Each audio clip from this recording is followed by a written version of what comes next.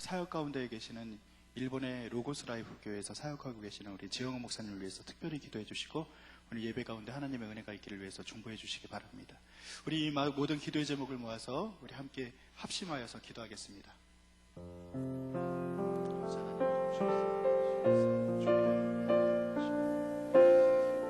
주님께서 우리에게 주시는 예배 시간 하나님만 바라보며 나아가는 시간을 소중히 하여 주옵소서. 주님께서 아버지 하나님 우리 마음을 다스려 주시고 우리 예배 가운데 하나님만을 바라보는 시간 은혜가 있게 하여 주옵소서. 아버지 하나님 로고스 라이프 교회에서 사역 가운데 계시는 지영호 담임 목사님 붙잡아 주시고 오늘 우리 예배 가운데 하나님을 전할 수 있도록 하여 주옵소서. 말씀을 전하시는 주영 목사님을 붙잡아 주옵소서. 오늘도 하시는 일부 가운데 함께 하여 주옵소서. 또 아버지 하나님 근성 아버지 하나님께 올려드리는 팔교구를 주여 기억하여 주옵소서. 하나님께서 우리 예배 가운데 함께 하시고 이 나라 민족을 지키시고 우리 예배 가운데 하나님의 은혜가 넘칠 수 있도록 인도하실 줄 믿습니다. 주님 되게 하여 주시옵소서. 하나님 우리 예배 가운데 하나님의 귀한 은혜가 있게 하시고 주의 복이 날마다 가득할 수 있도록 인도하여 주시옵소서. 특별히 아버지 하나님 이 시간 여의도 순복음교회에서 집회 가운데 계시는 지영은 담임 목사님을 기억해 주시고 하나님께서 또 이 시간 말씀을 전하는 우리 최교훈 목사님 또 주님의 귀한 은혜를 따라서 꿈송을 올려드리는 8교구 그리고 1교구 가운데 하나님의 귀한 은혜가 날마다 넘칠 수 있도록 인도하실 줄로 믿습니다. 우리의 헌신과 꿈송 가운데 함께 하시고 예배 가운데 주의 복이 가득할 수 있도록 인도하여 주시옵소서. 아버지 하나님께서 도우실 줄 믿사오며 감사드리며 예수님의 이름 받들어 기도드립니다. 아멘.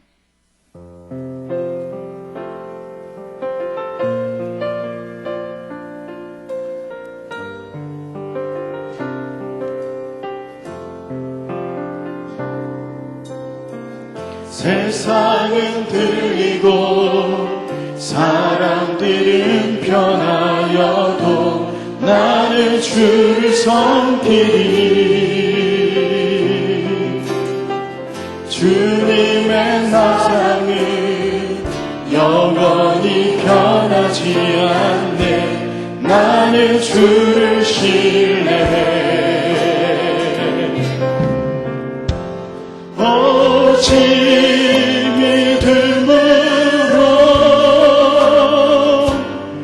믿음으로 내가 살리라. 오직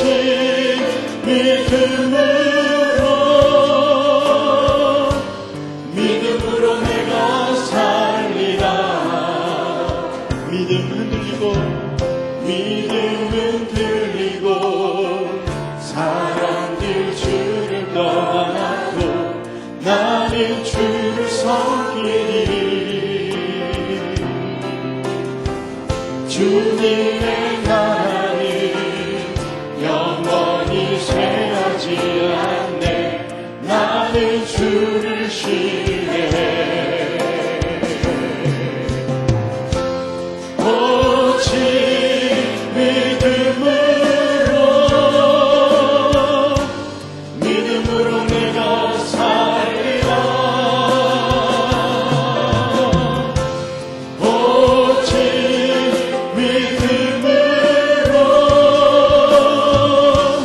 믿음으로 내가 살리라. 오직 의인은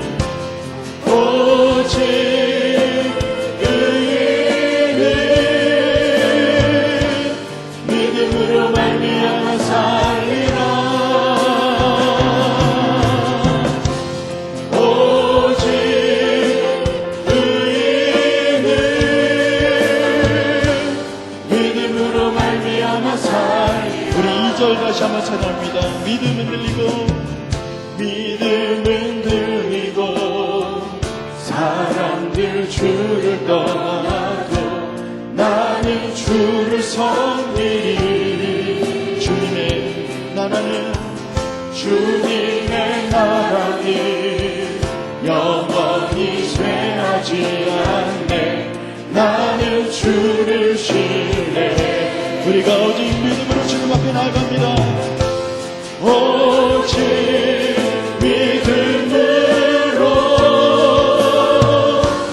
믿음으로 내가 살리라.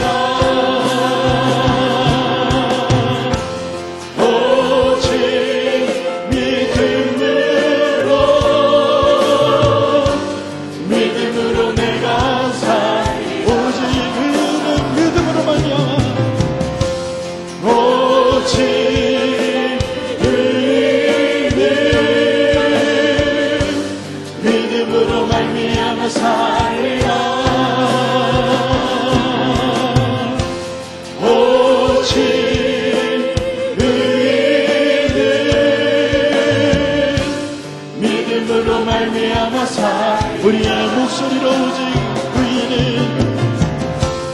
오직 의인은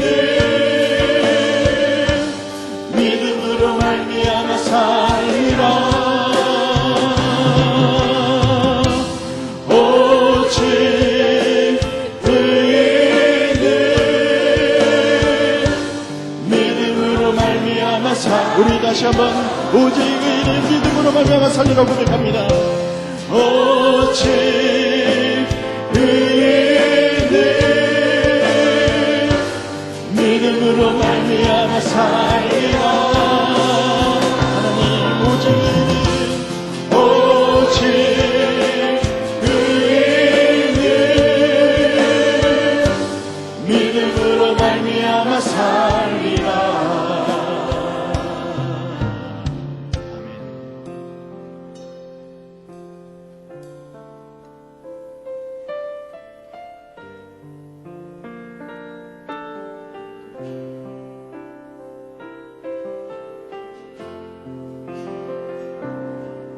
나를 지으시니까 하나님, 나를 부르시니까 하나님, 나를 보내시니도 하나님, 나의 나 된 것은 다 하나님 은혜라. 나의 달려갈 길 다가도록 나의 마지막 꿈을 다하도록 나를 그 십자가 굳게 하시니 나의 나 된 것은 다 하나님 은혜라. 한량없는 은혜 갚을 길 없는 은혜 내 삶을 외워 사는 하나님의 은혜 나 주저함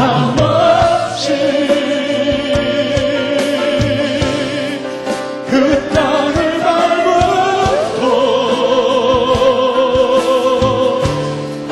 나를 붙드시는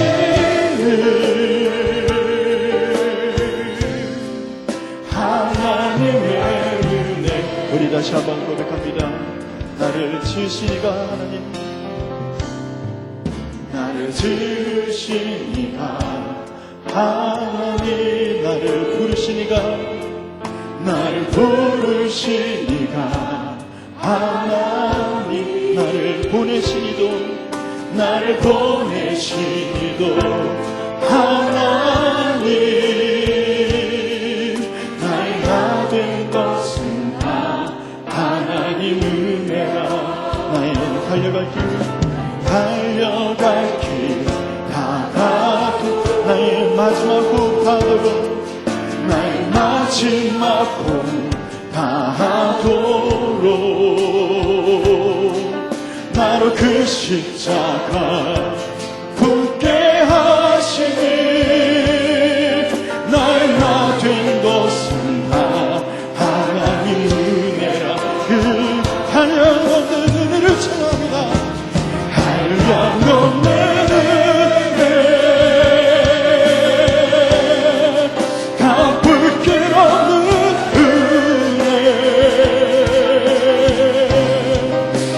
삶을 내워 사는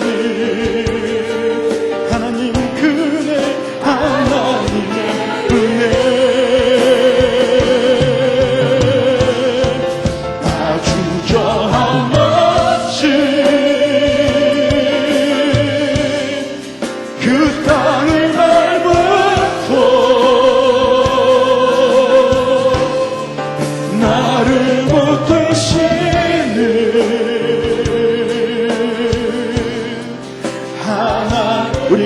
우리가 처음부터 찬양합니다. 나를 지으시니가 하나님, 나를 지으시니가 하나님, 나를 부르시니가 하나님입니다. 나를 부르시니가 하나님, 나를 보내시니도 하나님, 나를 보내시니도 하나님, 그 고백을 가지고 나아갑니다. 나의 나 된 것은 다 하나님. 그래서 우리가 달려갈 길을 다가도록, 나의 달려갈 길 다가도, 나의 마지막 고비 다하더라도, 나의 마지막 고비 다하도, 나를 그 십자가 붙게 하시니, 나를 그 십자가 붙게 하시니, 나의 나 된 것은 다 하나님 은혜야. 한량없는 은혜, 갚을 게 없는 은혜, 내 삶을 내어 사니 그 하나님, 하나님의 은혜. 나 주저함 없이 그 땅을 밟아도 나를 붙드시니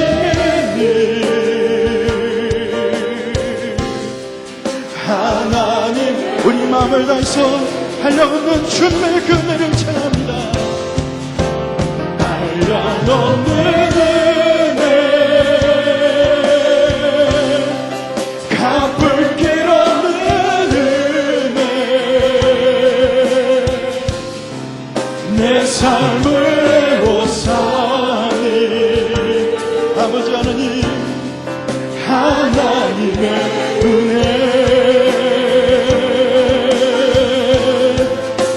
주저함 없이 그 땅을 밟아도 나를 붙드시니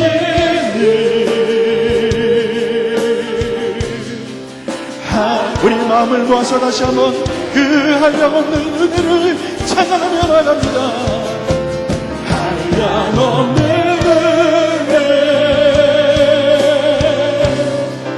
갚을 길 없는 은혜, 내 삶을 내어 사니 하나님의 은혜. 나 주저함 없이 그 땅을 밟은 것, 그 땅을 밟아도 나를 붙들어주시는 하나님, 나를 붙드시는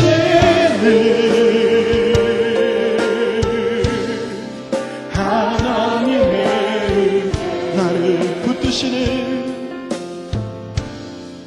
나를 붙드시는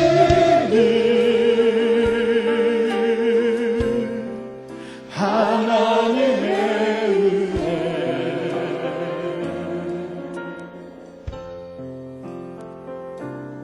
하나님, 주님의 은혜가 아니고선 우리가 이 자리에 설 수도, 주님께 예배를 드릴 자격도 없습니다. 하나님의 은혜로 우리가 예배자로 나왔고, 이 시간 말씀을 듣고 우리가 하나님께 찬양을 올려드리고, 아버지 하나님, 우리가 다양한 헌신으로 주님 앞에 나아가오니 오늘의 예배가 온전히 하나님만 바라보는 예배가 되게 하시고, 주의 은혜 가운데 임재하는 귀한 하나님의 은혜를 구하는 이 시간이 되시도록 인도하여 주시옵소서. 말씀을 개헌하시는 최경 목사님에게 아버지 하나님의 능력이 있게 하시고, 아버지 하나님 꿈송으로 헌신하는 8교구와 또 헌신하는 1교구 가운데 함께 하시고, 하나님 아버지, 지금 이 시간 여의도 순복음교회에서 말씀을 전하고 계실 우리 담임 목사님에게도 주의 능력이 임할 수 있도록 우리 합심해서 이 시간 기도하며 나아가도록 하겠습니다. 하나님 인도하여 주시옵소서. 우리가 하나님의 은혜로 이 자리에 있습니다. 주님께서 우리의 예배를 받아주시고, 아버지 하나님, 주님께서 우리에게 귀한 은혜를 역사하실 줄로 믿습니다. 하나님의 알량한 은혜를 바라보게 해주시옵소서. 아버지 하나님 말씀을 연하는 귀한 지금 목사님을 함께 하시고 아버지 하나님 이 시간 앞에 계시고 있는 귀한 아버지 하나님 모든 앞에 기간과 아버지 교훈을 붙들어 주시옵소서.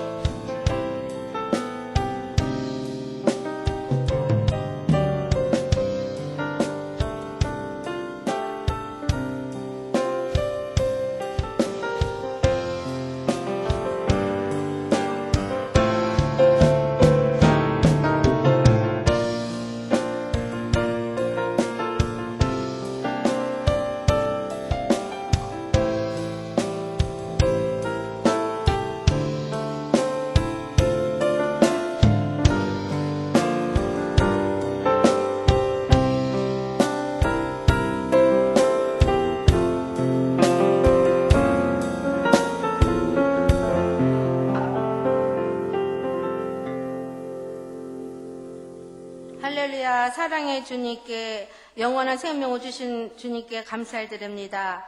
우리의 마음과 정성을 다하여 예배드리게 하옵소서.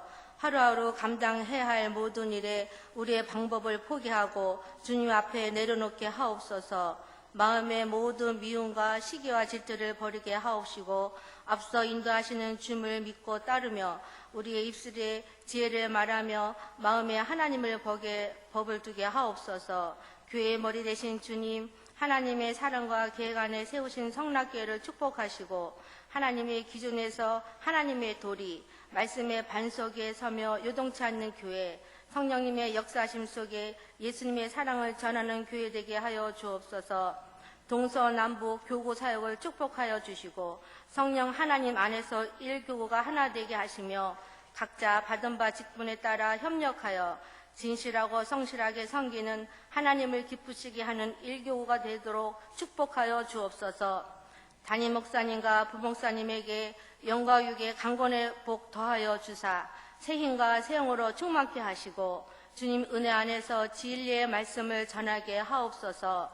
이 시간 생명의 말씀을 전해주시는 최규용 목사님을 성령 하나님 함께 하사 주시는 말씀이 우리의 삶을 이끄시는 힘이 되게 하옵소서.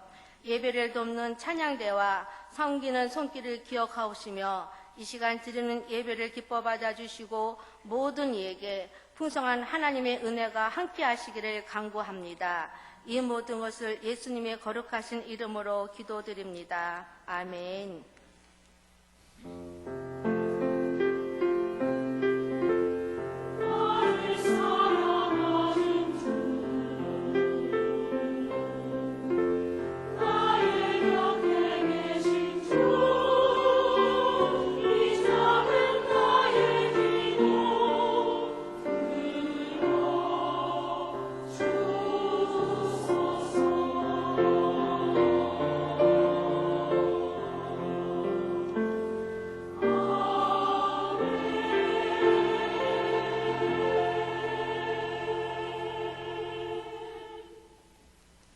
오늘 우리에게 주시는 하나님의 말씀은 역대상 29장 14절에서 19절 말씀입니다. 제가 가진 구약 성경 654쪽입니다. 봉독하겠습니다. 나와 내 백성이 무엇이기에 이처럼 즐거운 마음으로 드릴 힘이 있었나이까.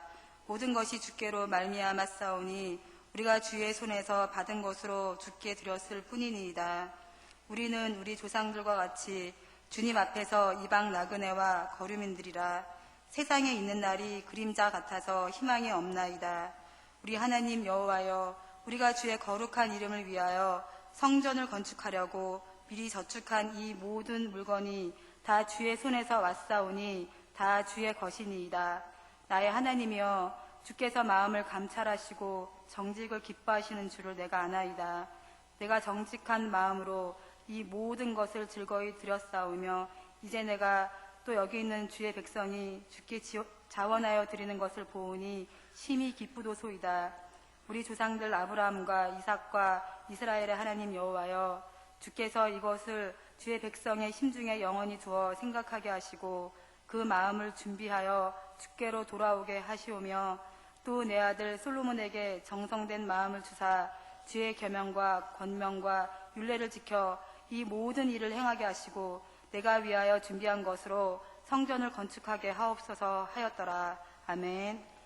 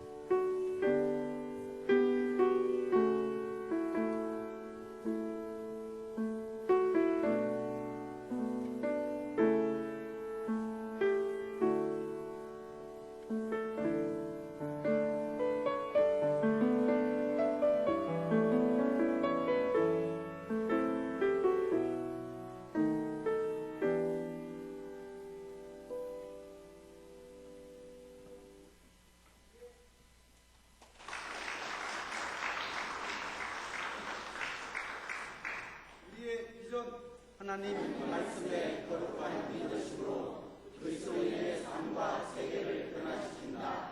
아멘. 창세기 1장 1절 말씀. 태초에 하나님이 천지를 창조하십니다. 창세기 1장 1절 말씀.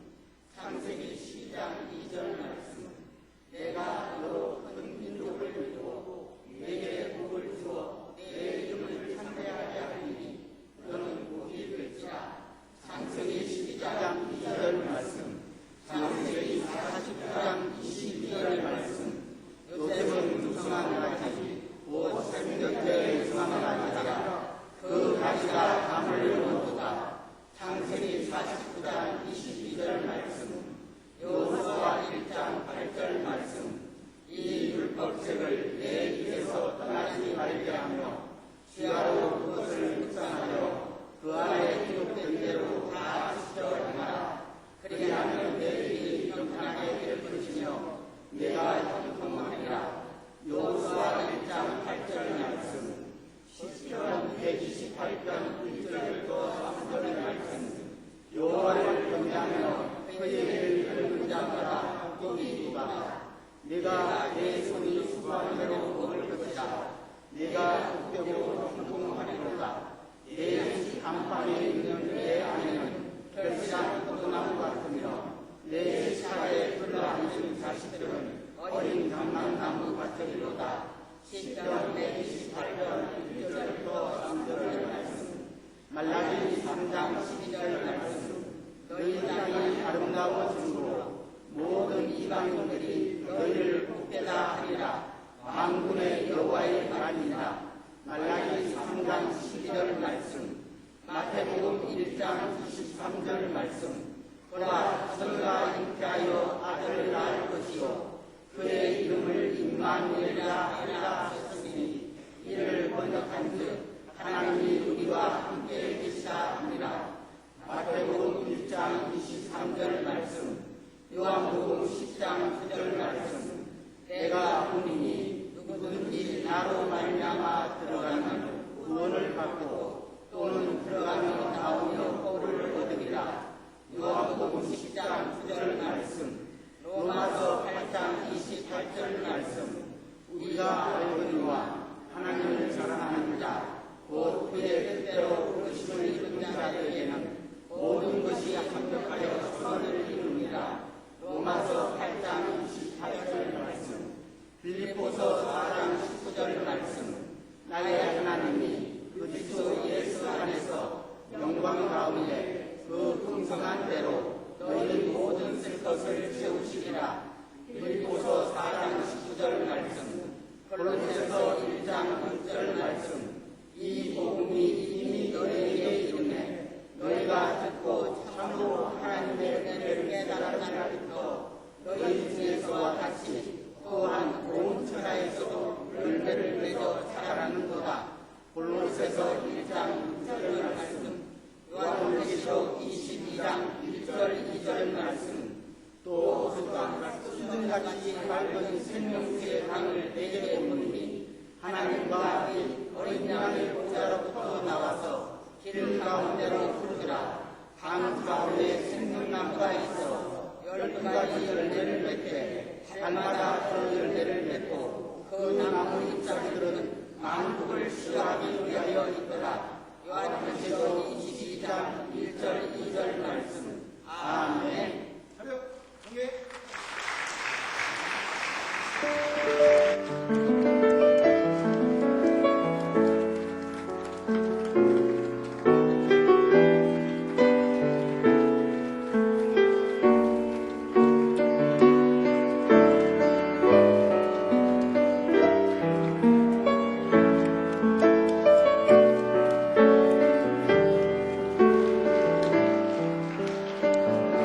귀한 말씀에 오신 감사합니다. 너무나 잘 외우셨습니다. 특별히 그 남자분들이 앞에서 나와서 이제 용감하게 외우시는 모습이 굉장히 인상적이었습니다. 그 말씀이 여러분 삶 가운데 다 이루어지는 은혜가 있기를 바랍니다. 오늘 또 찬양 두보라 선거대 은혜로웠습니다. 그리고 다드림 자연단 귀한 찬양 감사합니다. 사회 그리고 기도하시고 성경 공부해 주신 분들 감사드립니다. 아주 용감한 개구리가 한 마리 있었습니다. 그 개구리에게는 소원이 하나 있었어요. 그것은 하늘을 나는 그런 소원이었습니다. 근데 개구리에게는 날개가 없기 때문에 이제 하늘을 날 수가 없는 거죠.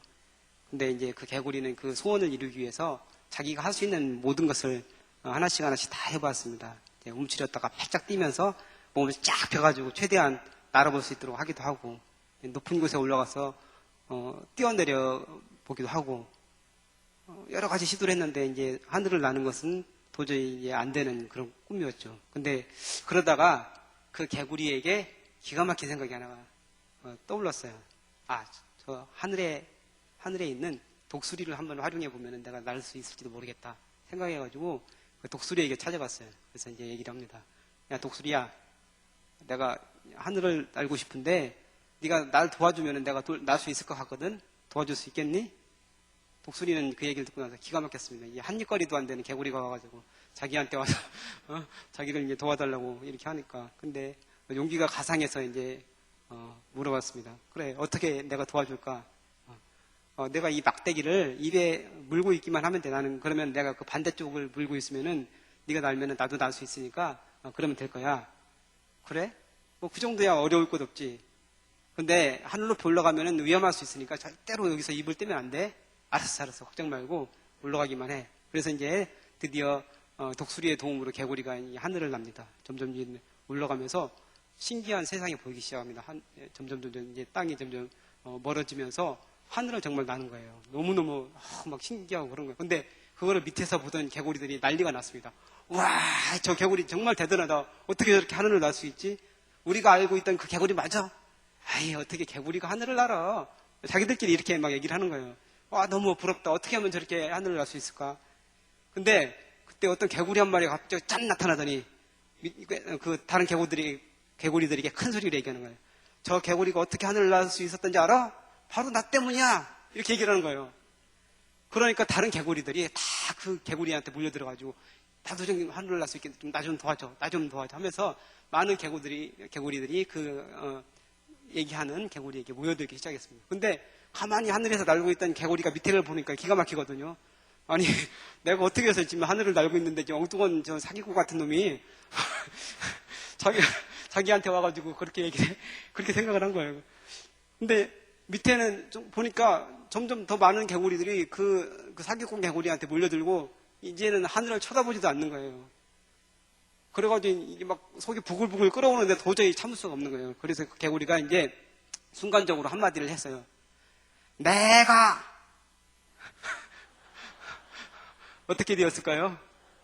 네, 바로 그 순간에 개구리가 땅에 곤두박질 쳤습니다. 그 이후로 그 용감한 개구리를 본 사람은 아무도 없었다는 슬픈 이야기입니다. 사람은 높은 지위에 오르거나 다른 사람보다 뛰어난 자리에 앉게 되면 교만해지기 쉽습니다. 처음에는 겸손한 사람이라 하더라도 자기의 위치가 올라가게 되면 교만해집니다. 바로 이스라엘의 초대왕 사울이 그런 사람이었습니다. 사울이 처음 사무엘 선지자로부터 기름 부음을 받아 왕으로 세워졌을 때는 겸손한 사람이었습니다. 키가 크고 장대한 사람이었지만 오히려 자신을 낮추는 그런 겸손한 사람이었습니다. 사무엘이 그에게 왕이 될 것이라고 이렇게 말을 하니까 나는 이스라엘에서 가장 작은 지파 베냐민 지파의 사람입니다. 또한 내 가족은 그 지파 중에서도 가장 작은 가족입니다. 이렇게 얘기할 정도로 겸손한 사람이었습니다. 하지만 그가 이제 성령의 감동을 받게 되면서 하나님을 찬양하고 예언하는 그런 사람이 되었습니다. 그리고 전쟁에 나가서 승리하면서 많은 사람들에게 칭송을 받는 그런 사람이 되었습니다.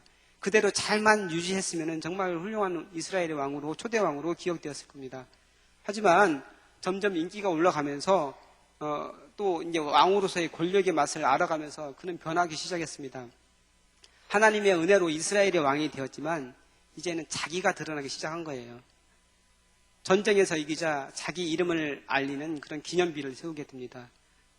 당시 주변 국가들에서는 흔한 일이었지만 이스라엘은 그렇게 하면 안 되는 거였어요. 하나님께서 전쟁을 주관하시는 나라, 하나님이 통치하시는 나라가 바로 이스라엘이었습니다. 하나님 앞에 묻고 전쟁을 하였고 실제로 하나님께서 전쟁에 개입하셔서 승리하게 한 적이 너무너무 많은 그런 나라가 바로 이스라엘이었습니다. 근데 그 이스라엘 나라에서 자기 이름을 내기 위해서 사무엘이 기념비를 세웠다는 것이죠. 또 블레셋과의 전쟁을 앞두고 제사장만이 드릴 수 있는 그 제사를 직접 자기가 집전하는 그런 죄를 범하였습니다. 사무엘 선지자가 7일의 기한을 두고 내가 그때까지 오겠으니까 기다려 주십시오 이렇게 얘기를 했는데 그 기한이 다 됐는데도 사무엘 선지자가 오지 않는 거예요. 그러면서 백성들이 하나둘 떠나기 시작합니다. 이제 전쟁을 치러야 되는데 그 백성들이 떠나는 거예요. 그래서 여기에 조급한 마음이 들게 된 그 사울은 직접 제사를 드리게 됩니다. 근데 이제 제사를 드리자마자 사무엘 선지자가 오게 된 것이죠. 조금만 더 참았더라면, 한 시간만 참았더라면 되었을 것을 그렇게 하지 못하고 엄청난 죄악을 저지르게 된 거죠. 그 결과 사무엘은 하나님께 버림을 받게 됩니다. 사울의 이런 행위는 단순히 제사를 드리고 안 드리고의 문제가 아닙니다. 어차피 블레셋과의 전쟁은 게임이 되지 않는, 전력으로는 게임이 전혀 되지 않는 그런 전쟁이었습니다. 사무엘상 13장 5절에 보면은 블레셋은 그 병거가 3만 대, 마병이 6천 명, 보병이 해안가의 모래알처럼 많더라 이렇게 기록되어 있습니다. 거기에 비해서 이스라엘은 형편없는 그런 군대였습니다. 칼과 창을 가진 사람은 이스라엘에서 딱 두 사람밖에 없습니다. 사울왕 그리고 사울의 아들 요나단 딱 두 사람만 칼을 가지고 있고 그럼 나머지 사람들은 어떤 걸 가지고 싸움을 했느냐? 농사를 짓던 괭이, 쇠스랑, 삽 이런 걸 가지고 나가서 전쟁을 한 거예요. 그러니까 게임이 되지 않는 그런 전쟁을 했는데 지금까지는 하나님의 은혜로 승리를 했던 거예요. 근데 이제 이런 상황에서 블레셋 군대의 위용에 눌려서 이스라엘 백성들은 그 무서운 거예요. 나가긴 나가지만 하나님께서 함께하지 않으면은 자기들이 도저히 살아날 수 없다는 그런 생각에 두려워가지고 도망가기 시작하는 거죠. 사울은 끝까지 하나님을 신뢰했어야 됩니다. 어차피 자기의 힘으로 자기의 능력으로 싸우는 것이 아니기 때문에 끝까지 하나님을 신뢰하고 하나님의 선지자를 신뢰했어야 되는데 그렇게 하지 못한 것이죠. 하나님을 신뢰하지 못하고 자신을 따르던 백성들이 흩어지는 것을 보면서 사울은 망령된 행동을 했습니다. 자신을 따르며 자신을 칭송했던 백성들이 떠나는 것이 어떻게 보면 사울에게는 전쟁에 지는 것보다 더 힘들었을 수 있습니다. 그의 시선이 하나님에게로 향하고 있던 것이 아니고 백성들에게 향하고 있었던 것입니다. 기념비를 세우며 자기를 높였던 사울은 백성들이 자기를 떠나는 것은 견딜 수가 없었습니다. 그래서 어떤 조치라도 해야 되었습니다. 그래서 그래서 제사를 자기가 자격도 없지만 그렇게 제사를 지내게 된 것이죠. 이렇게 스스로 자기를 높였던 사울은 하나님으로부터 멀어지게 되고 결국은 멸망의 길로 가게 된 것입니다. 사울이 기념비를 세우며 스스로 자기 이름을 높이려 한 반면에 다윗은 늘 겸손한 모습을 유지했던 그런 왕입니다. 젊은 시절을 사울에게 계속해서 쫓겨다니면서 늘 죽음의 위기 가운데 살았던 다윗은 그 기간 동안 훈련을 받았습니다. 다윗에게는 광야가 학교였습니다. 인내를 훈련하는 학교였고 다윗과 함께한 무리들이 용사로 성장한 군사 학교였습니다. 또한 주님을 바라보며 의지하고 철저히 자신을 낮추게 된 겸손을 훈련하는 그런 학교가 바로 광야였습니다. 이렇게 훈련받은 다윗은 왕이 되어서도 겸손한 마음을 유지할 수 있었습니다. 하지만 이 다윗도 끝까지 그 마음을 유지했던 것이 아닙니다. 나라가 부강해지고 안정되면서 다윗에게도 그 마음속에 교만이 들어왔습니다. 자신이 통치하는 나라가 얼마나 되는지 인구조사를 하려는 마음이 들어온 것입니다. 다윗의 신하인 요압이 그러지 말라고 말렸지만 그것을 물리치고 인구조사를 감행하였습니다. 지금 우리 시각으로 보면은 인구조사하는 게 뭐 그렇게 문제가 될까 이렇게 생각하겠지만 인구조사하는 것 그 자체보다 그 인구조사를 하게 된 그 의도가 문제였습니다. 하나님의 은혜로 이스라엘이 부강하게 되고 대적들이 모두 다윗에게 무릎을 꿇게 되었습니다. 주위에 있는 다른 모든 국가들이 이스라엘에게 굴복하고 조공을 바치는 그런 나라, 이스라엘이 그렇게 강한 나라가 되었던 것이죠. 정말 하나님의 한량없는 은혜로 그렇게 된 것인데 다윗의 마음에 살며시 자기라는 것이 살아나기 시작했습니다. 사울이 그랬던 것처럼 자기 속에 내가 살아났던 것이죠. 그래서 하나님의 은혜는 어느덧 기억에서 지워지고 사라지고 또 이 모든 것이 자신의 능력으로 이룬 것이라는 그런 착각을 하게 된 것입니다. 내가 이룬 왕국, 내가 일으킨 이스라엘, 나로 인하여 부강하게 된 이 왕국, 다윗은 그 왕국의 규모가 얼마나 되는지 궁금해지기 시작했습니다. 자랑스러운 내 왕국, 내 백성이 몇 명이고 군사가 얼마나 될까. 다윗의 이런 마음이 문제가 됐던 것입니다. 겸손히 자신을 낮추고 하나님만 바라보았을 때 하나님께서 다윗을 세워오셨는데 사울이 그랬던 것처럼 다윗의 마음에 교만이 들어오자 돌이킬 수 없는 아주 불행한 결과가 찾아왔습니다. 다윗의 이러한 죄악에 대해서 하나님께서 벌을 내리는데 세 가지로 선택하라고 합니다. 첫 번째로는 3년 동안 이스라엘의 기근, 두 번째로는 3달 동안 적에게 대적들에게 쫓겨다니는 것, 세 번째로는 3일 동안 전염병, 이 세 가지 중에서 선택하라고 했습니다. 그 어느 것 하나 만만한 게 없었는데 그래도 기간이 제일 짧고 좀 가벼울 것 같은 전염병, 3일 동안의 전염병을 다윗은 선택을 하는데 그 결과 엄청난 일이 벌어집니다. 3일 동안 이스라엘에 전염병이 돌았는데 그때 죽은 사람이 몇 명이냐? 자그마치 7만 명이나 되는 사람이 3일 동안 전염병으로 인해서 죽게 됐습니다. 다윗이 그렇게 자랑스럽게 생각하면서 조사했던 그 인구 조사를 했던 그 많은 수의 사람들, 그 많은 수의 군사들이 죽었습니다. 자신의 백성이라고 생각하던 사람들, 자신의 군사라고 생각하던 그 사람들이 하나님의 손에 있었던 것이죠. 자신의 손에 있었던 것이 아닙니다. 다윗은 정신이 번쩍 들었습니다. 자신 때문에 수많은 사람이 죽게 된 것에 말할 수 없는 고통을 느끼며 슬퍼하였습니다. 그리고는 철저히 하나님 앞에 회개하였습니다. 역대상 21장에 보면은 그 상황이 자세히 나옵니다.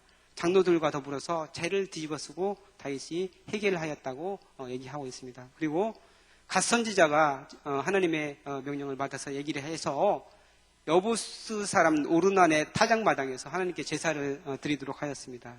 그래서 제사를 드리는데 다윗이 거저 드린 게 아니고 그 땅을 값을 주고 돈을 주고 사서 그 땅에서 하나님께 제사를 올려드립니다. 번제와 화목제를 하나님께 드렸습니다. 그렇게 하니까 하나님께서 그 제사를 받으시고 하늘에서 불을 내려서 응답하시면서 다윗의 죄를 용서해 주신 것입니다. 이 사건을 경험하고서 다윗은 철저히 하나님을 의지하는 원래의 모습, 겸손했던 다윗 본래의 모습으로 돌아오게 되었습니다. 자신이 가지고 있는 것이 자신의 것이 아니라는 사실을 뼈저리게 경험하게 됩니다. 모든 것이 하나님이 주신 것이고 하나님만 바라보고 의지해야 되는 것을 가슴 깊이 새기게 됩니다. 오늘 읽은 본문 말씀은 다윗이 죽기 전에 마지막으로 하나님께 올려드린 감사 기도의 내용입니다. 하나님께 성전 건축을 하여서 바치고자 하는 마음이 다윗에게 있었는데 하나님께서는 그것을 허락하지 않으셨습니다. 왜냐하면 다윗이 수많은 전쟁을 통해서 많은 피를 흘렸고 그 손에 피가 많이 묻어있기 때문에 그 다윗에게서는 성전을 받을 수 없다고 이렇게 말씀하신 것이죠. 그래서 그 다윗의 아들 솔로몬에게서 성전을 받으시겠다 하나님께서 말씀하셨습니다. 다윗은 자신의 손으로 성전을 지어 바치지 못하지만 성전에 대한 그 사랑하는 마음, 그 갈망하는 마음이 엄청나게 큰 사람이었습니다. 그래서 자신이 성전을 위해서 무엇이라도 하고자 하는 마음이 있었기 때문에 성전을 직접 짓지는 못하지만 성전을 짓기 위한 그런 재료들을 다 자기가 준비를 합니다. 그래서 하나님께 허락을 받고 그 모든 것 하나하나를 다 준비합니다. 그리고 하나님께 받은 그 설계도까지 솔로몬에게 전달하여 줍니다. 성전 건축을 위한 그 모든 재료, 그 모든 것들을 다 준비하는데 금과 은과 동과 철과 각종 보석이 셀 수 없이 많이 그것에 준비가 됩니다.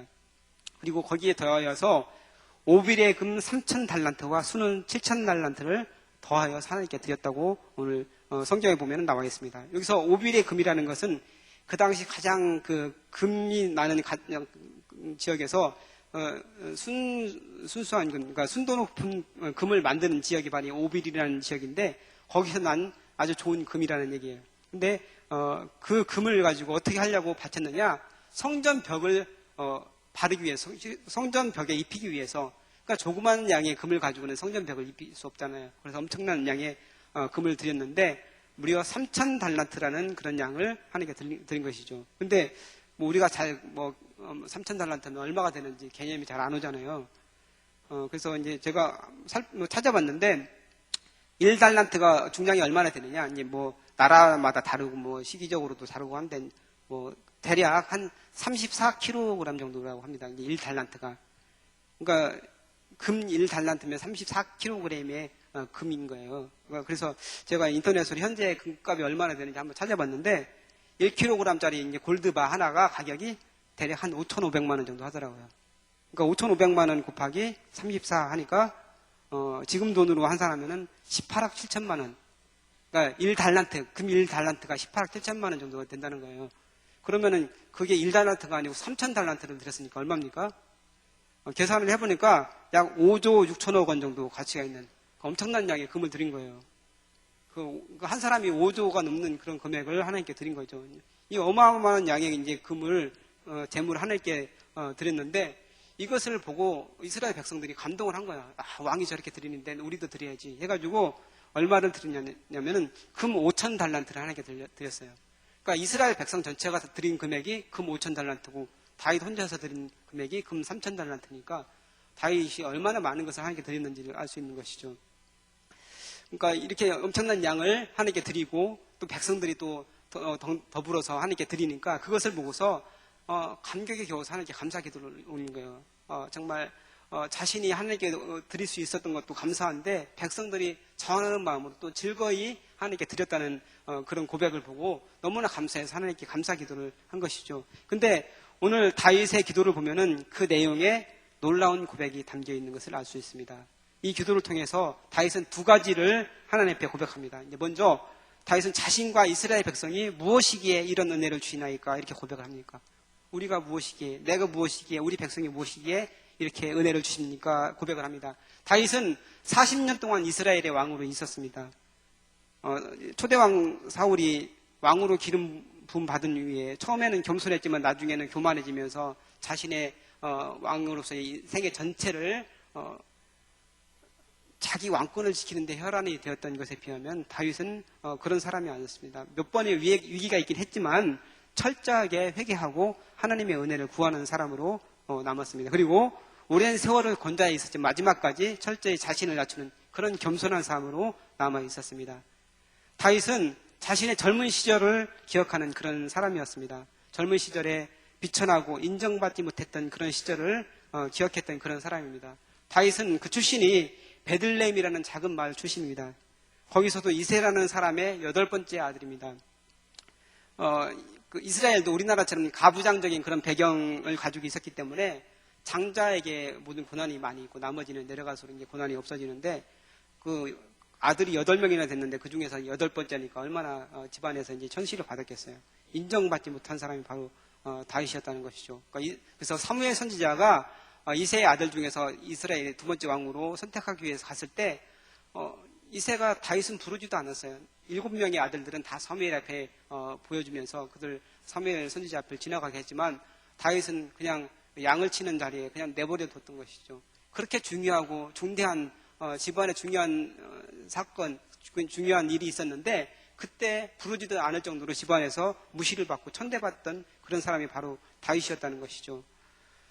왕의 자리에 다윗이 올랐지만 그것이 자신이 잘나서 그런 것이 아니고 전적인 하나님의 은혜라는 사실을 다윗은 너무나 잘 알고 있었습니다. 이스라엘 백성도 마찬가지였습니다. 다윗의 조상 이스라엘 백성을 오늘 성경 본문 말씀을 보면은 이방 나그네와 거류민이라고 표현을 하고 있습니다. 실제로 야곱의 아들들로 이루어진 이스라엘 백성은 애굽에서 430년 동안 종살이를 하였습니다. 그리고 이제 야곱의 아버지와 할아버지인 아브라함과 이삭도 이방 나그네로 전전하는 그런 삶을 살았습니다. 야곱과 그의 아들들이 요셉 덕분에 애굽으로 내려가서 거기서 고센 땅에서 거주하였지만 여전히 나그네와 고류민으로 있었습니다. 나중에 애굽의 요셉을 부르는 왕이 애굽의 왕으로 되었을 때 그들의 신분은 노예로 전락하게 되었습니다. 학대와 고된 노동에 시달리다가 하나님께 부르짖는 신세가 바로 이스라엘 백성이었습니다. 하나님께서는 그들을 불쌍히 여기셔서 모세를 통해서 가나안 땅으로 인도하여 내신 것입니다. 그때부터 다윗 왕까지가 이제 대략 한 500년 정도가 되거든요. 그러니까 모세 때부터 다윗 왕까지. 그 이후로 이스라엘이 정말 강대한 나라가, 그러니까 다윗 왕 때 가장 강대한 그런 나라가 되었습니다. 전체 이스라엘 역사에서 다윗 왕의 시대가 가장 부강하고 가장 강하고 가장 최정점에 있었던 시기라고 합니다. 그래서 주변 국가들을 정복하고 영토도 가장 넓었고 그리고 그 많은 나라들로부터 조공도 많이 받았던 때가 바로 다윗 왕의 시기였습니다. 그래서 굳이 옛날에 자기들 조상들이 그렇게 힘들게 살았던 거 비천한 삶을 살았던 걸 기억하지 않아도 되는데 다윗은 기도를 드리면서 굳이 자신의 조상들의 보잘것없었던 그 사실을 고백하고 있는 것이죠. 한갓 이방 나그네와 거류민이었던 조상들에게서 현재 이스라엘 백성은 많은 민족 가운데 강하고 부유한 민족이 되었고 하나님의 선택받은 백성으로 하나님을 섬기는 그런 민족이 되었다는 것을 주님 앞에 고백하게 되는 겁니다. 그래서 이스라엘이 무엇이기에, 우리 백성이 무엇이기에 옛날에 정말 그 비천한 자리에 있었던 사람들을 이렇게 불러내어서 하나님께서 큰 은혜 주셨는지 하나님께 백성을 대표해서 다윗은 감사기도를 올리는 겁니다. 다윗이 또한 고백하는 것 중에 두 번째는 어떤 거냐면 이 모든 것이 하나님 앞에 왔다, 하나님께로부터 왔다는 고백을 하는 겁니다. 다윗이 다스린 그 엄청난 영토와 또한 그 가지고 있었던 셀 수 없는 재물들을 다윗은 그게 자신이 갖게 된 것이 아니고 하나님께서 주셨다, 하나님께로부터 이것이 왔다는 것을 고백하고 있습니다. 다윗의 정도의 그 위치에 있으면 그 정도의 위치가 되면은 교만하기 쉬운데 교만해질 수 있는데 다윗은 철저히 겸손한 사람으로 남아 있었습니다. 자신이 가지고 있는 재물들, 백성들, 그리고 이스라엘의 영토까지 이 모든 것이 하나님의 것입니다. 이렇게 고백을 하고 있는 거예요. 실제로 이스라엘 백성이 살고 있는 그 영토가 바로 그 가나안 땅에 거주하던 많은 족속들, 헷 족속, 기르가스 족속, 이런 족속들이 가지고 있던 땅인데 하나님께서 이스라엘 백성에게 그것을 넘겨준 것이잖아요. 그리고 다윗이 가지고 있던 그 수많은 금은 보화들, 하나님께 그 엄청나게 바쳤던 그것들도 원래 가지고 있었던 것이 아니고 하나님께서 전쟁을 통해서 다윗에게 넘겨준 것이죠. 그래서 전쟁을 하면서 이스라엘 국고가 정말 가득 차게 됐고 또한 더불어서 다윗도 그 모든 것을 가지게 되었다는 것이죠. 이렇게 부유한 상태로 있었지만 다윗은 그 부유하게 된 것이 자신의 힘으로 된 것이 아니고 하나님의 은혜입니다. 하나님께서 내게 주신 것입니다. 모든 것이 하나님 것이고 그것을 우리가 하나님께로 받은 것입니다. 이렇게 고백하고 있는 거예요. 이렇게 교만해질 수 있는 상황에서 다윗은 하나님께 영광을 돌리는 사람이었습니다. 철저히 하나님 중심, 성전 중심으로 살아간 사람이 바로 다윗입니다. 광야 훈련을 통해서 연단되고 또한 연단되어서 하나님만 바라보고 의지하는 그런 사람으로 다윗은 되었던 것입니다. 인구조사 같은 그런 엄청난 실수를 저질리긴 했지만 그것을 통해서 다시 한번 자신을 돌아보고 철저히 회개하여서 겸손을 회복한 그런 사람이 바로 다윗이었던 것입니다. 다윗은 자신이 가지고 있는 것뿐만 아니고 온 세상의 주권이 하나님에게 있다는 것을 고백합니다. 오늘 읽은 본문 앞부분 29장 11절을 한번 다 같이 읽어봤으면 좋겠습니다. 오늘 역대상 29장 11절 말씀을 한번 다 같이 한번 읽어볼까요? 네, 같이 읽겠습니다. 시작. 여호와여 위대하심과 권능과 영광과 승리와 위엄이 다 주께 속하였사오니 천지에 있는 것이 다 주의 것이로소이다. 여호와여 주권도 주께 속하였사오니 주는 높으사 만물의 머리이심이니이다. 아멘. 천지 만물이 다 주님의 것이고 주권도 주님께 속하였다고 고백하고 있습니다. 그렇습니다. 하나님께서 온 세상을 만드셨고 지금도 이 세상을 이끌어가고 계십니다. 사람을 부하게도 하시고 귀하게도 하시는 분이 바로 하나님이십니다. 이 세상 모든 것이 하나님의 것이고 내가 가지고 있는 모든 것이 하나님의 것입니다. 그러면 다윗이 고백한 이 고백이 과연 오늘날 우리에게 어떤 의미가 있는지 한번 살펴보겠습니다. 하나님은 그때나 지금이나 동일한 하나님이십니다. 믿습니까? 네, 동일한 그때도 온 세상을 주관하시는 하나님이시고 지금도 온 세상을 주관하시는 그런 하나님이십니다. 천지를 창조하시고 온 우주의 주관자로 세상을 다스리시는 분이 바로 하나님이십니다. 또한 우리가 가지고 있는 모든 것이 하나님의 것입니다. 우리는 잠시 맡아서 가지고 있는 거예요. 이 땅에 살아가면서 하나님의 것을 관리하는 그런 사람으로 우리가 있는 거예요. 우리는 단지 청지기일 뿐입니다. 하나님께서 이 세상을 창조하시고 아담에게 내가 이 세상을 다스려라 이렇게 말씀하셨는데 이 다스리라는 명령은 잘 가꾸고 보존하라는 그런 명령입니다. 그러니까 위임 명령인 것이죠. 하나님의 것을 위임받아서 우리가 사는 동안에 잘 사용하고 관리하라는 그런 명령인 겁니다. 우리는 보관자로 또한 관리자로 이 세상을 살아가고 있는 겁니다. 우리가 가지고 있는 것이 내 것이 아닙니다. 청지기 정신을 우리가 가져야 되는데 청지기는 자기 것을 가지는 게 아니라 주인의 것을 가지고서 잘 관리하고 그것을 유지하는 사람이 바로 청지기라는 것이죠. 청지기 역할을 잘 감당하는 것은 어떤 겁니까? 주인이 원하는 그 목적에 따라서 그 자기가 가진 것을 잘 사용하는 것, 이게 바로 청지기로서의 역할을 감당하는 것이죠. 자기가 맡아야 있는 것을 남용한다든지 방치한다든지 이렇게 하는 것은 그 임무를 잘 감당하지 못하는 겁니다. 또 그걸 내 거라고 생각하고 내가 이 많은 것을 내가 가지고 있다 이렇게 생각하면은 정말 그것은 하나님의 큰 죄악이고 또 하나님으로부터 멀어지게 사울과 같은 그런 결과를 맞이할 수 있다는 것입니다. 모든 것이 하나님의 것이고 우리가 가진 것은 잠시 맡겨주신 것인데 어느 부분에서 우리에게 맡겨주신 것인지 한번 살펴보겠습니다. 우선은 물질에 있어서 그렇다는 거예요. 하나님께서 우리에게 물질을 주셨는데 재물을 얻을 수 있는 능력을 다윗에게 부어주셔서 다윗이 그렇게 큰 많은 재물을 얻게 된 것처럼 우리가 가지고 있는 것, 여러분이 가지고 있는 이 모든 것도 하나님이 주신 것이고 여러분에게 능력을 주셔서 그 재물을 얻을 수 있었다는 것이죠. 모든 것이 하나님의 것이고 그 하나님의 것 중에서 하나님의 은혜로 우리가 그것을 갖게 됐는데 그것을 잘 사용해야 된다는 것입니다. 어떻게 해서 그러면 사용하는 것이 우리가 청지기로서의 역할을 감당하는 겁니까? 하나님의 뜻대로 사용해야 되는 겁니다. 11조를 온전히 드리고 그리고 가난하고 어려운 사람들에게 내가 가지고 있는 것으로 흘려보내야 되는 겁니다.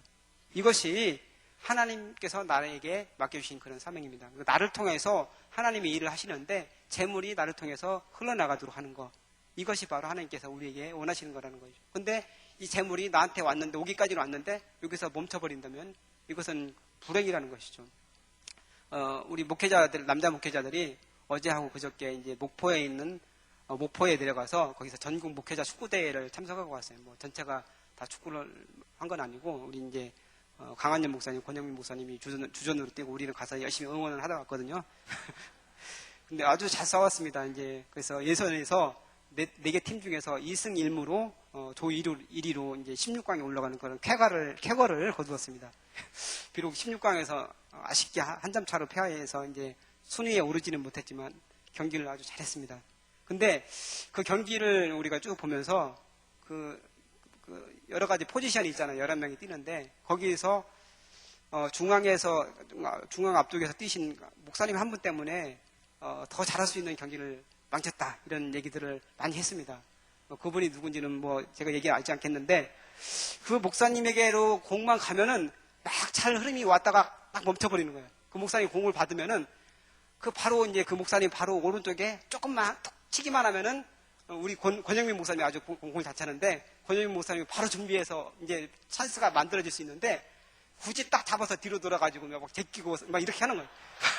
그러다가 뺏기고 또 공이 날라오면 막 이렇게 몰다가 또 수비가 들어와가지고 완전히 그 기회가 없어져 버리고 이렇게 되는 거예요. 그래가지고 번번이 상대팀에게 공을 뺏기기도 하고 이 찬스가 이제 무산되는 것을 보면서 너무나 안타까웠습니다. 이게 저 사람만 아니었으면 우리가 더 올라갈 수 있을 때 이런 생각을 하게 된 것이죠. 그러니까 거기서 뭔가를 딱 이렇게 연결해 줬어야 되는데 그거 못한 건 이것이 참 안타깝다는 것이죠. 근데 오늘 제가 이제 물질에 대해서도 그렇게 생각을 한 거예요. 하나님께서 우리에게 정말 순적히 물질을 주셔서 그 다음에 넘겨주기만 하면 되는 건데 여기서 정치가 되면 안 된다는 거예요. 물질이 정체되면은 하나님께서 우리를 통해서 일하시는 그런 목적이 온전히 이루어지지 못하는 거예요. 물질에 대한 청지기로 우리가 살아야 되는데 그것이 제대로 이루어지지 못한다는 것이죠. 오늘 다윗이 고백한 것처럼 우리가 가진 것은 우리의 것이 아닙니다. 다윗은 이렇게 고백합니다. 우리가 주의 손에서 받은 것으로 주께 드립니다. 이 모든 물건이 다 주의 손에서 왔사오니 다 주의 것이니이다. 다윗이 한 고백이 여러분의 고백이 되길 바랍니다. 물질에 대한 부분에서 이것이 내 것이 아니라는 그 사실을 기억하시는 은혜가 있길 바랍니다. 또 하나님께서 우리에게 은사와 재능을 또 각자 한 사람 한 사람에게 주셨습니다. 사람마다 타고난 은사가 있고 각자에게 또 재능들이 다 있습니다. 어떤 사람은 스포츠의 재능이 있고 어떤 사람은 음악의 재능이 있고 글을 잘 쓰는 사람도 있고 기계를 잘 만지는 사람도 있습니다. 또 언어에 특별한 그런 재능이 있는 사람도 있고 외국어를 자유자재로 하는 사람도 있습니다. 또 손재주가 아주 뛰어난 그런 사람도 있습니다. 또한 이러한 은사 외에도 신앙생활을 하면서 개발된 그런 은사들이 있습니다. 뭐 헌신을 한다든지 섬긴다든지 뭐 사랑이 많다든지 뭐 사람들을 뭐 기쁘게 한다든지 이런 은사들 하나님께서 이런 은사들을 우리에게 주셨습니다. 우리가 잘나서 내가 잘나서 이런 은사를 받게 된 것이 아니고 이 모든 은사도 전적인 하나님의 은혜라는 것이죠. 뭐 그 은사를 개발하기 위해서 우리가 여러 가지 정말 노력을 하고 피땀 흘려서 노력을 하기도 하지만 근본적으로 그 은사는 하나님께서 우리에게 주신 것이라는 사실입니다. 그러면 우리가 가진 이 은사들을, 이 재능들을 어떻게 사용해야 됩니까? 우선은 내가 가진 것을 소중히 생각해야 됩니다. 다른 사람하고 비교하지 말고 하나님께서 나에게만 주신 이 소중한 은사를 내가 잘 갖고 해야 됩니다. 그래서 이것을 개발하여서 정말 하나님께서 주셨다는 것을 감사해야 되는 것이죠. 그리고 그것을 하나님의 영광을 위해서 사용을 해야 됩니다. 하나님께서는 제게 음악적인 재능을 주셨습니다. 저는 전혀 음악적이지 않은 가정에서 태어났습니다. 음악을 배울 수 있는 그런 여건이 되지 않는 가난한 가정에서 태어났습니다. 그런 배경에도 불구하고 전적인 하나님의 은혜로 이제 음악을 하게 됐는데, 제가 초등학교 5학년 때 누님이 교회에서 이제 경품으로 클래식 기타를 하나 받아오셨어요. 근데 뭐 집안에 그걸 연주할 만한 사람이 아무도 없기 때문에 제가 이제 그걸 붙잡고서 연구하기 시작을 한 거예요. 그래서 밑 방바닥에 놓고서 이제 가야금을 치는 것처럼 하나씩 이렇게 뜯다가 기타의 원리를 제가 이제 깨우친 거예요. 그리고서 이제 그걸 가지고 이렇게 뭐 치면서 화음도 만들어서 막 이렇게 연주를 하고 했죠. 근데 나중에 이제 보니까 그게 기타 코드더라고요. 그렇게 기타를 배웠고, 또 이제 제가 초등학교 한 뭐 5학년, 6학년 때부터는 이제 노래를 들으면 그게 개 이름으로 들리기 시작을 했어요. 근데 제가 그때까지 뭐 피아노를 배웠던 것도 아니고 뭐 다른 음악을 했던 것도 아닌데 정말 하나님께서 이제 특별히 은혜를 주신 건데, 초등학교 뭐 5, 6학년 때 뭐 지금은 그런 아이들이 많이 있어요. 이제 어릴 때부터 피아노를 치기 때문에 피아노를 이렇게 공부를 하면은 어느 정도 그런 게 개발이 되거든요. 근데 저는 뭐 그런 것도 아니고 전혀 이제 제가 피아노를 배운 것도 아니고, 제가 피아노를 맨 처음 배운 거는 고등학교 2학년 때 그때부터 배운 거예요. 그래서 이제 그때부터 공부해서 음악대학 작곡과에 이제 진학을 하게 된 거예요. 제가 이제 전에 여전도의 기도회 때 한번 간증을 한 적이 있는데, 제가 그렇게 이제 음악대학에 들어간 것도 정말 하나님의 은혜입니다. 제가 뭐 잘나서 그런 게 아니고 하나님께서 특별한 섭리를 주시고 은혜를 베푸셔서 이렇게 음대 작곡과에 가게 됐고, 또한 성가를 작곡해서 많은 성가대에서 찬양을 하는 그런 성가 작곡가가 됐고, 또한 이렇게 목사로서 하나님을 섬기면서 음악을 또 하게 되는 그런 일을 감당하는 게 얼마나 감사한지 저는 모릅니다. 근데 만약에 제가 예수님을 모르고 또 이런 재능을 가지고 있었다면 어떻게 됐을까요? 아마 지금쯤 담배 연기가 작곡한 그 카페에서 피아노를 치고 있지 않을까 그런 생각도 하게 됩니다. 그러니까 하나님께서 주신 그 재능을 하나님을 위해서 사용할 수 있다는 것이 얼마나 감사한지 모릅니다. 누구에게나 여러분 어떤 사람이라도 하나님께서 재능을 주시고 은사를 주셨습니다. 그것을 하나님을 위해서 사용하는 것을 하나님께서는 원하신다고 말씀하십니다. 그래서 여러분이 가진 것으로, 여러분이 가진 재능과 은사로서 주님을 섬기시는 은혜가 있길 바랍니다. 또 하나님께서 우리에게 무엇을 맡겨주셨습니까? 시간도 우리에게 맡겨주셨습니다. 시간의 청지기로 우리가 하나님께 드려야 됩니다. 시간의 청지기 중에서 가장 중요한 것은 주의를 온전히 주님께 드리는 것이죠. 그리고 매일매일의 삶 속에서 시간을 아끼고 성실히 살아가는 것, 이것이 바로 하나님께서 우리에게 원하시는 것이라는 거죠. 또 우리에게 어떤 것을 맡겨주셨습니까? 자녀도 우리에게 맡겨주셨습니다. 그 자녀가 장성하여 독립하기까지 우리에게 맡겨주신 하나님의 선물이라는 사실을 우리가 망각하기 쉬운데, 자녀는 우리에게 잠깐 맡겨주신 겁니다. 그런데 많은 사람들이 자녀를 내 것이라고 생각하면서 함부로 자녀에게 대하고 자기 꿈을 대신해서 집어넣고 자녀를 통해서 뭔가를 이루려고 이렇게 하다 보니까 잘못되는 경우들이 많은데, 자식은 하나님이 주신 기업이라 이렇게 말씀을 하고 있습니다. 하나님께서 내게 주신 선물이고 기업이고, 그렇기 때문에 이 자식을 독립하기까지 정말 말씀과 은혜로서 잘 용해서 기도하면서 그 자녀를 양육할 그런 책임이 우리에게 있다는 것입니다. 마지막으로 또 어떤 것이 하나님께서 우리에게 주신 겁니까? 여러 가지 있겠지만 우리의 몸과 우리의 생명도 하나님의 것이라는 겁니다. 로마서 12장 1절에 그러므로 형제들아 내가 하나님의 모든 자비하심으로 너희를 권하노니 너희 몸을 하나님이 기뻐하시는 거룩한 산 제물로 드리라. 이는 너희가 드릴 영적 예배니라. 이렇게 말씀하고 있습니다. 우리 몸은 하나님이 거하는 성전입니다. 우리 몸을 건강하게 가꾸는 것도 우리가 해야 될 일입니다. 술과 담배로 우리 몸을 마구 혹사하고 망치는 것, 이것은 하나님의 뜻이 아닙니다. 그래서 우리 몸을 소중히 하는 것은 건강을 유지하고 우리 몸을 잘 가꾸는 것이죠. 이제 사도 바울의 고백을 같이 살펴보고 오늘 말씀을 마무리하고자 합니다. 고린도전서 13장 10절 말씀입니다. 그러나 내가 나된 것은 하나님의 은혜로 된 것이니 내게 주신 그의 은혜가 헛되지 아니하며 내가 모든 사도보다 더 많이 수고하였으나 내가 한 것이 아니요 오직 나와 함께 하신 하나님의 은혜로라. 이렇게 말씀하고 있습니다.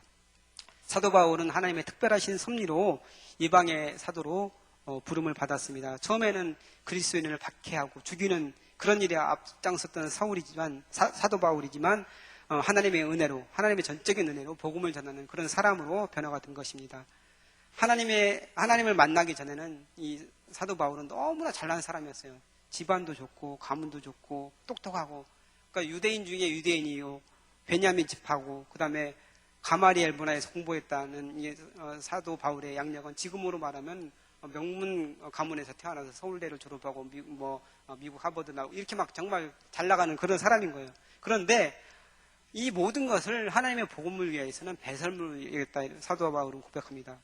그리고 자기가 가진 것으로, 자기가 가진 재능으로 하나님의 복음을 전하는 일에 사용하고 자기의 몸을 바쳐서 정말 자기 몸이 찢기도록 헌신했던 사람이 바로 사도 바울입니다. 그리고 마지막에는 자기의 생명까지도 하나님을 위해서 아낌없이 바친 분이 바로 사도 바울입니다. 그래서 그 사도 바울이 나의 나된 것은 하나님의 은혜다, 바로 이렇게 고백을 하고 있는 겁니다.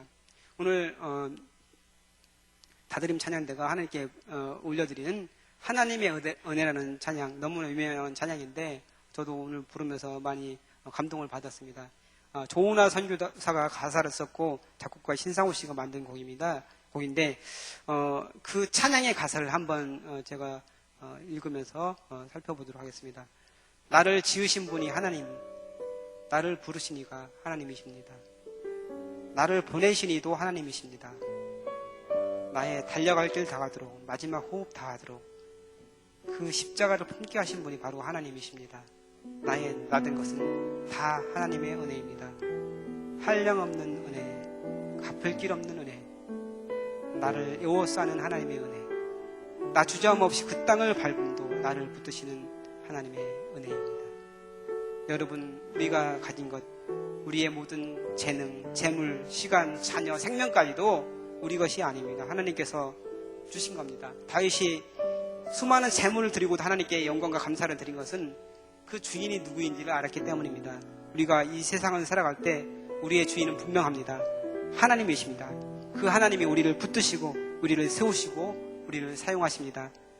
하나님이 주신 것으로 하나님의 영광을 위해 사용하시는 은혜가 있기를 바랍니다.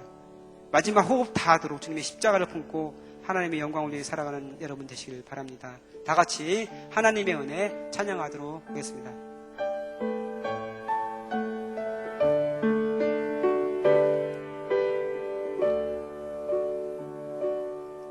나를 지으신 이가 하나님, 나를 부르신 이가 하나님, 나를 보내신 이도 하나님,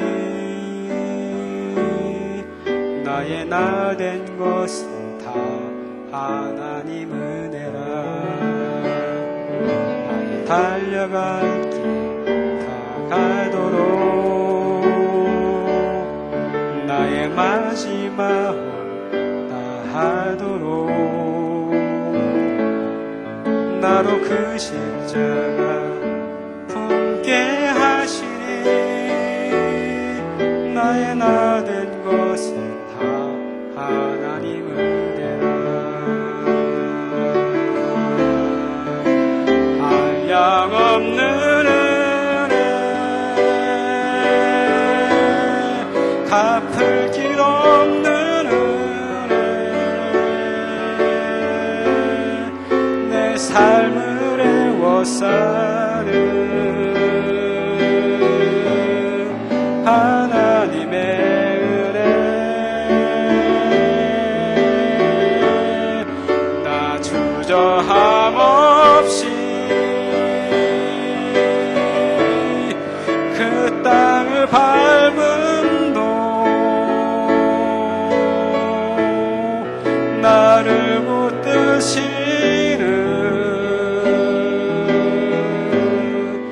하나님의 찬양합니다. 나를 지으십니다.